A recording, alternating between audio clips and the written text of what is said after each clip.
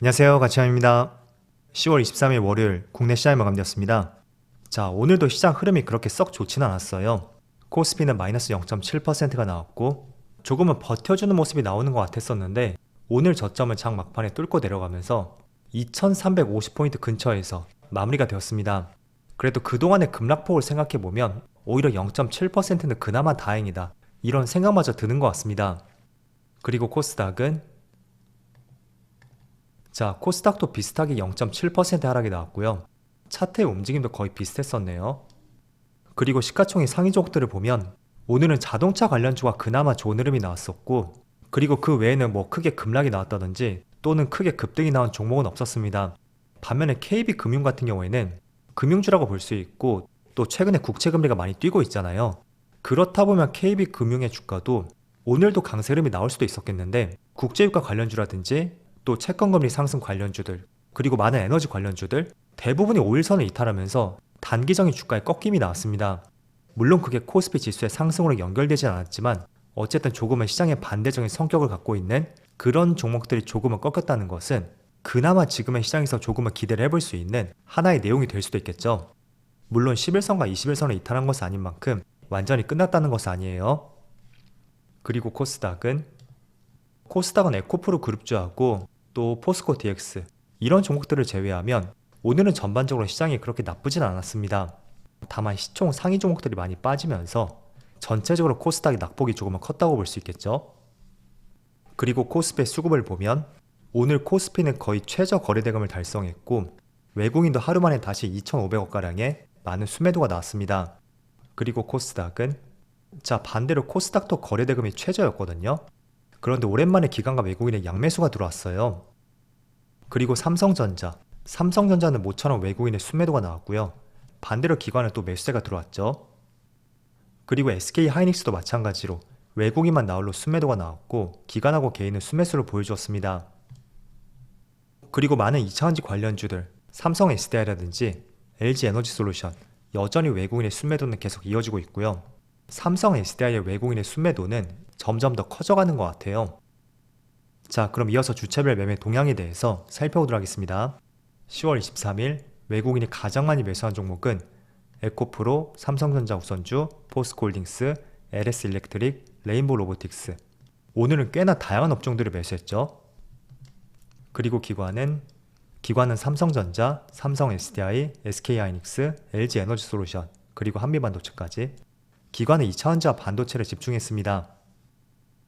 자, 그럼 이어서 해외 증시를 볼게요. 지난주 금요일날 미국 증시가 다시 한번 급락이 나왔어요. 나스닥이 마이너스 1.5%가 나왔었고, 그리고 완전히 직전 저점을 이탈하진 않았지만 봉의 크기를 보더라도 점점 밑으로 커지는 것을 볼 수가 있습니다. 그래서 나스닥은 직전 저점까지 지수가 내려왔고, 그나마 다행인 것은 지금 선물지수를 보니까 소폭의 빨간불이 들어오고 있더라고요. 그래서 직전 저점에서 반등이 나올 수 있는지 오늘 한번 시장 흐름을 지켜봐야 될 것 같고요. 그리고 추가적으로 S&P 500을 보면 S&P 500도 마찬가지로 1.2% 급락이 나오면서 직전 저점까지 다시 한번 시장이 크게 밀렸습니다. 그리고 다우지수도 비슷했고 반도체 지수도 마찬가지로 1.5% 급락과 함께 직전 저점을 위협하는 움직임이 나오고 있어요. 자, 일단은 국내 시장은 직전 저점을 진작에 이탈했단 말이에요. 하지만 미국 증시는 최근 들어 그 위치까지 내려왔고, 그럼에도 불구하고 과거에 미국 증시가 이 정도의 하락이 나왔다면 오늘도 급락이 나왔었겠죠. 그렇지만 코스피는 물론 오늘도 하락이 나오고 있지만 전날 미국 증시의 흐름에 비해서는 그렇게 크게는 빠지지 않는 것 같습니다. 물론 분봉상으로 보더라도 계속 이 박스권 2360포인트에서 오르락내리락 하고 있죠. 물론 제가 영상을 촬영하고 나서 장 막판에 또 급락이 나올 수도 있을 거예요. 그렇지만 제가 조금은 주목을 하는 것은 최근에 미국 증시가 뭐 1% 빠졌다면 국내 증시는 2% 내지는 3%, 코스닥의 경우는 그 이상도 빠졌잖아요. 하지만 오늘은 미국 증시가 1%가 넘게 빠졌음에도 불구하고 그나마 덜 빠진다는 것, 어쩌면 그동안 시장이 다른 국가들에 비해서 국내 시장에 큰 폭의 하락이 나왔었고 또 최근에 개인의 반대 매매까지 나오면서 그 악성 매물들이 많이 소화가 되면서 조금은 시장에 그런 부담을 덜지 않았나, 이렇게도 볼 수 있는 것 같습니다. 결국 코스피가 2, 3% 빠지는 것도 저는 국내만의 어떤 특별한 이슈가 있는 것은 아니고요. 분명히 중간중간에 반대 매매가 나오면서 그 매도 물량이 투매를 부르고 계속해서 투매를 불렀다는 거죠.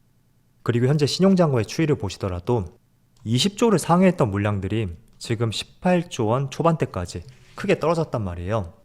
이게 한 이틀 정도 딜레이가 되기 때문에 아마 더 떨어졌을 거예요. 그래서 그런 점들을 봤을 때는 과거에도 17조 원 내지는 18조 원대 그 정도에서 계속 반등이 나왔었거든요.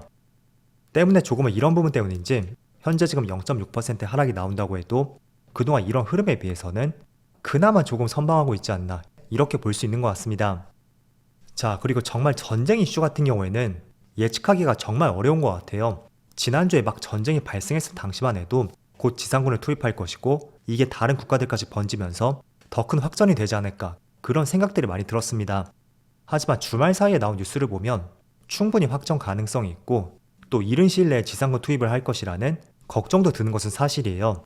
하지만 또 다른 한편으로는 전쟁 확산을 막기 위해서 외교적 노력이 펼쳐지고 있고 또 미국 측에서는 지상전을 조금은 꺼리는 것 같은 그런 뉘앙스도 풍기는 것 같습니다. 그래서 이러한 내용 때문인지 모르겠지만 국제유가가 또 생각보다 크게 반등이 나오진 않는 것 같더라고요. 자, 국제유가의 추이를 볼게요. 최근 며칠 동안 크게 급등이 나왔지만 또 90달러는 빠르게 또 넘지는 못하고 있어요. 그래서 지난번에 우크라이나 전쟁 당시만 해도 자, 이 당시였죠. 100달러를 돌파하지 못했지만 전쟁이 터지면서 순간적으로 30%의 유가가 급등하는 사례가 있었습니다. 자, 그런데 최근에는 솔직히 러시아보다는 중동 쪽이 원유 수급에 있어 더 중요한 부분을 차지하잖아요. 그런데도 생각보다 빠른 반등이 나오지 않고 있고 90달러마저도 돌파하지 못하고 있다라는 것은 분명히 시장에서도 전쟁 확산에 대해서 조금은 제한적일 수도 있겠다 이런 생각을 충분히 하는 것 같습니다. 그래서 오늘도 유가가 1% 이상 급락이 나오고 있더라고요. 때문에 지금 시장이 굉장히 비관적이라고 해도 저는 이런 이슈가 조금만 봉합이 된다고 하면 당연히 유가는 떨어질 것이고 또 국채금리도 떨어지고 환율도 다시 안정화를 찾을 수가 있겠죠. 그럼 다시 기술주의 상승이 나올 것이고 또 시장은 언제 그랬냐는 듯이 반등이 나올 가능성이 상당히 높습니다. 그래서 지금 전쟁을 바라보는 시각이 비관적으로 보일 수 있는 것도 사실입니다. 하지만 계속해서 이런 내용과 함께 국제유가가 생각보다 많이 뛰지 않고 있다는 것이 저는 시장에서도 우크라이나 전쟁 당시와 달리 전쟁이 크게 확산되지 않을 가능성에 대해서도 염두를 해두고 있는 것이 아닐까 이렇게도 생각을 하고 있습니다. 물론 주가는 그동안 정말 크게 빠졌어요. 하지만 이런 부분이 조금만 봉합이 된다고 해도 저는 최근에 신용 물량도 많이 나왔었고 악성 매물들이 많이 나왔다는 측면에서 약간은 매물대가 가벼워졌다고 생각이 되거든요. 그래서 반등이 나올 때는 소폭 반등이 아니라 정말로 크게 급등이 나올 가능성이 있는 시점이다. 이런 부분을 말씀드리겠습니다. 자, 그래서 어쨌든 뭐가 됐던 간에 전쟁이 확전되지 않고 빨리 봉합이 돼야 되겠죠. 자, 그리고 오늘은 시장에서 특징적인 종목들이 바로 네옴시티 관련주들의 큰 급등이 나왔습니다. 물론 종목마다 조금은 차이가 있어요. 지금 속속 MOU 체결 소식들이 나오고 있는데 그 뉴스의 크기에 따라서 어떤 업종들은 강세 흐름이 나오고 또 어떤 업종들은 재료 소멸에 따라서 주가의 급락이 나오고 있습니다. 자, 그런데 이런 부분은 제가 금요일에도 말씀드렸지만 저는 오늘 새롭게 상승이 나왔던 종목이라고 해도 하루 이틀 시차를 두고 직전에 이런 종목들 있죠. 재료 소멸에 따른 주가의 급락 그런 종목들의 주가 흐름을 따라갈 가능성이 높다고 생각이 돼요. 결국 MOU를 체결했다고 해도 이게 꼭 계약 체결로 이어지는 것은 아니고 또 계약 체결이 된다고 해도 수년간의 시간이 필요할 수밖에 없습니다. 그래서 오늘 같은 경우에 강한 상승이 나왔다고 해서 혹시나 내가 매수 계획을 고려하신다면 저는 짧게 대응하는 것을 권장해 드리겠고요. 또 하루 이틀 안에 재료 소멸이 될 가능성도 있으니까 그런 부분은 다시 한번 말씀드려볼게요. 자, 그리고 주말 사이에 이런 뉴스 보셨을 거예요. 영풍재즈가 주가 조작의 표적이 되었고 지금 거래가 정지되었습니다. 그런데 그 안에 미수금 규모가 약 5천억이 된다고 해요. 그래서 다시 거래가 된다면 키움증권은 수천억 원의 손실을 볼 것이다. 이런 전망 때문에 오늘 급락이 나오고 있습니다.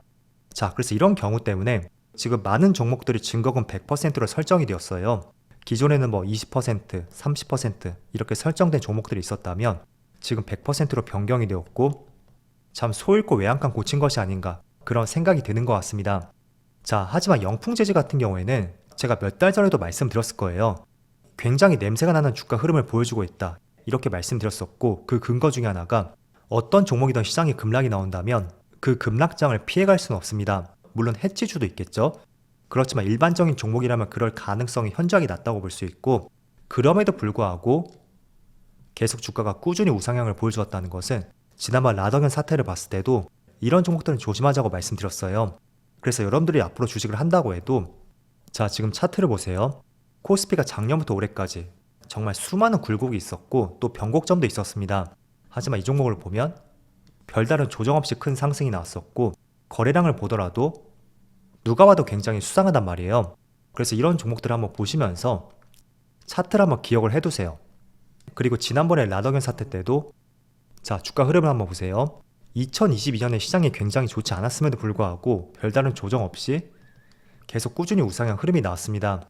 그래서 그런 종목들은 혹시나 앞으로도 발생이 된다면 재료와 실적들을 꼼꼼히 보시고 또 업종 자체가 성장성이 있는 것이 아니라면 이런 흐름들이 계속 나왔을 때는 일단은 투자하지 말자 라고 다시 한번 말씀드리겠습니다.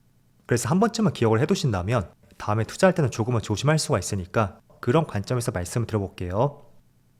자, 아직까지는 그래도 시장에 큰 반등이 나올 수 있는 그런 모멘텀은 없는 것 같아요. 하지만 작년에도 보셨듯이 항상 악재만 내포하는 시장도 없고 그렇다고 항상 긍정만 내포하는 그런 시장도 존재하지 않습니다.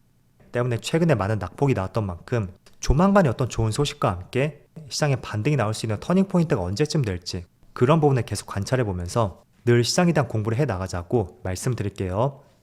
자, 그럼 오늘도 정말 수고 많으셨고요. 저는 내일 영상에서 다시 찾아뵙도록 하겠습니다. 감사합니다.